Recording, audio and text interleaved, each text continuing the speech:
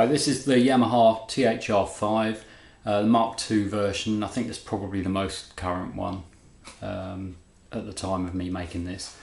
I got this quite recently. I just use it for teaching, and I think it's brilliant. And I just wanted to go through some of the sounds on it with you and demonstrate some of the things I've found on it. But one sound in particular, if you're into kind of early electric blues sort of stuff like I am, then I've got a 335, and that guitar in particular plugged into this little thing on one of the settings is just a really nice, I think, sort of slightly breaking up blues tone. You can do a lot of other things with this. It's really good for a quite heavy kind of rock sort of sound. The only negative thing I've found so far is I'm not too mad on the clean sound. So there's different settings, sort of preset sounds on here, sort of gain stages, I suppose. You've got clean, crunch, lead, Brit high, and modern. And modern's the heaviest sound, the most gain, and clean's obviously the cleanest sound. And I don't really like the clean sound on it. In my lessons, I teach all different styles and things, and I use the crunch sound with quite a low gain setting. And that's what I use nearly all of the time, and occasionally if I'm doing something quite heavy, then I put it on the modern, which is the heaviest setting. I don't use the Brit high, the lead, or the clean. The Brit high and the lead are perfectly good. The clean I don't like much. But yeah, amazing little amp, and the size of it, you know, it's ridiculous. It's quite light, it's tiny. You can put batteries in it, which you can't. You could with the old version of the 10 watt model. This is the 5. The newer versions of the 10 watt model you can't. I've got one of those as well, and you can't put batteries in that. So that's a real thing in this one's favour, I think. What else can I tell you? There's a tuner built in, which is reasonably accurate. There's a tap tempo, which is for the delay. I haven't even tried that yet, so I'm going to try that and see what that's like. But anyway, I'm just really want to show you the bluesy sound that I've found in here, which is on the crunch setting with the gain almost all of the way up, or about 3/4 of the way up. Anyway, I'll plug it in and show you what it sounds like. I'm just going to use the camera mic for this. Well, I've got it plugged in. I'm on the crunch setting. The gain's on about 3/4. There's a master volume. I've got that on about 2/3 of the way up. The tone I've got on about 1/4. I have the tone quite low on this. It's quite bright otherwise. There's an effect. I didn't mention this earlier, but there's some effects built in. Quite usable effects actually. Tremolo, chorus, flanger, phaser. I've got those off.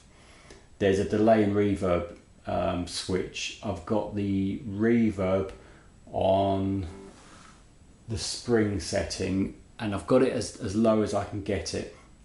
That's one other criticism of this amp. It's got really good reverb, but you can't really get it very small, the reverb. It's sort of like quite big or really big. You can't get a small, subtle reverb very easily. I've got it as small as I can get it. See, if I do it, yeah, that's quite usable. And then the volume, which is the overall kind of volume of the whole thing, overall output level, I've got that on, what's that on, about 1/3 of the way up. Probably a little bit louder than my voice is in this room. Quite a loud little amp for a 5 watt amp. Yeah, and so on the Gibson, if I put it on the middle position, so I'm using both pickups. I've got the bridge pickup on full and the neck pickup on 7, and I'll just sort of play a little bit just to show you the sound that I found that I quite like on this amp.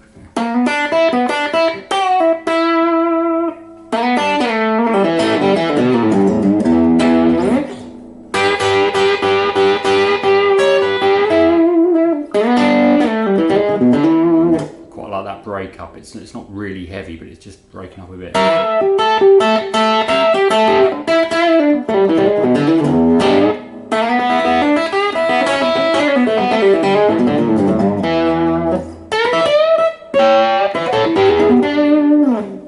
Now if I go onto the neck pickup and leave the volume on 7, it'll be much cleaner.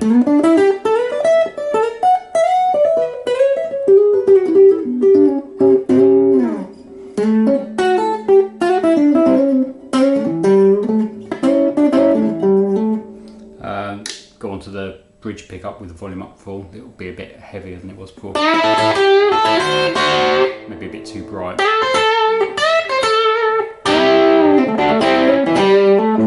But that middle position,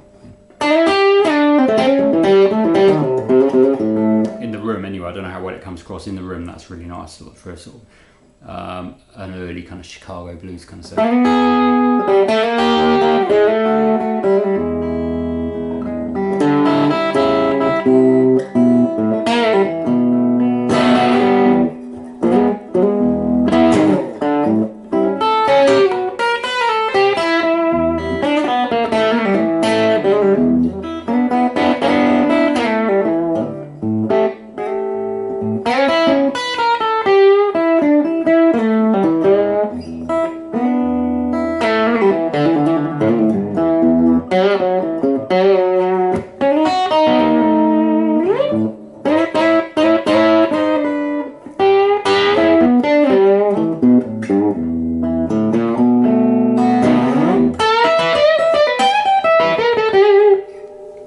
Lovely sound for considering it's a cheapish, tiny little amp. Anyway, I mean it's not the best amp I've ever heard, but it's a good amp. I mean it's great for teaching. It's perfectly good enough sound.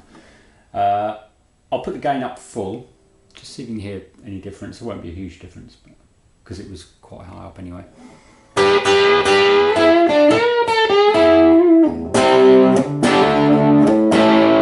On the bridge pickup.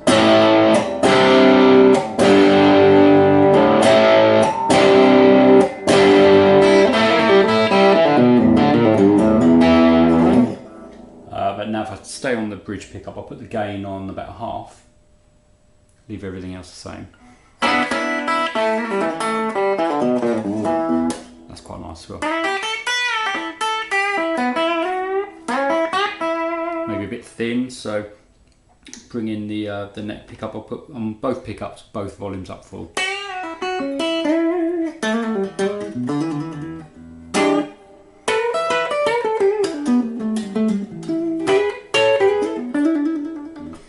Put the master up. Now the master isn't like an overall volume as you'd expect, because there is a separate volume control, but it'll act as though, I suppose it will change the sound like a master volume would on a normal amp, but it probably won't make it much louder. Does make it a bit louder. It's strange actually, there's not a huge difference on this amp between the master and then the volume control at the end, but unless, I mean I haven't looked at the manual or anything, there's probably reasons why both are on there. So I'll put the master up full.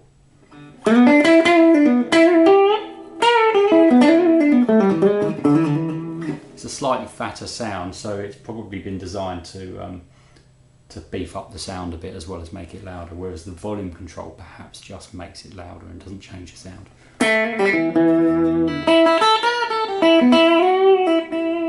Bring the gain back up to about sort of 2 o'clock position. Now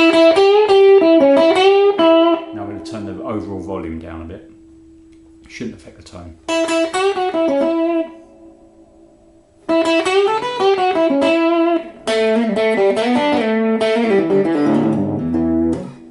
Bridge pickup.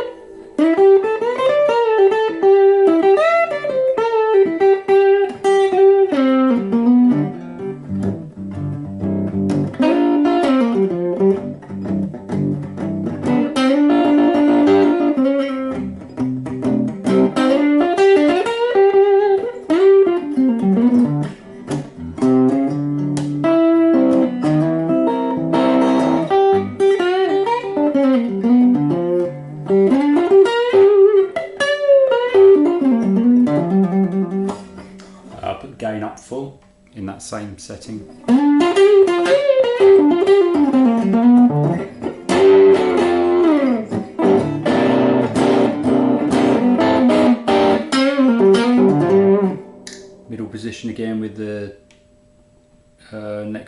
back to 7.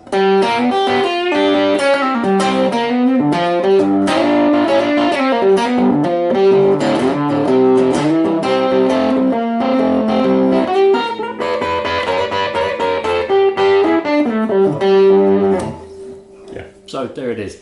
I hope that comes across on the camera's mic. Get the gist anyway, I should imagine. It's a brilliant little amp. I recommend them. I've got a 10 watt version of this as well, and that's more versatile, and you can save presets, which I don't think you can do with this one. One thing I did do with the 10 watt one, which I haven't done yet with this, is plug it in and use the Yamaha software to find new sounds and save settings and things. I presume that you can't save the settings on this one when you plug it in, but you might be able to give it some different sounds from the software. Certainly the other one works like that. There are reverbs and things, and compression I think is one thing which is on the software and not actually built into the amp. So you program it we're using the software, and you can include the compressor and other things that aren't on the amp, save them, and then they'll be on the amp. I think that's quite cool. Because this doesn't have presets, I don't suppose you can do that, but you might be able to alter the clean, crunch, lead, Brit high and modern, like the parameters within those perhaps. I don't know, I'm going to try that. And maybe I'll come back and do another video on it. Anyway, good little amp, I recommend them.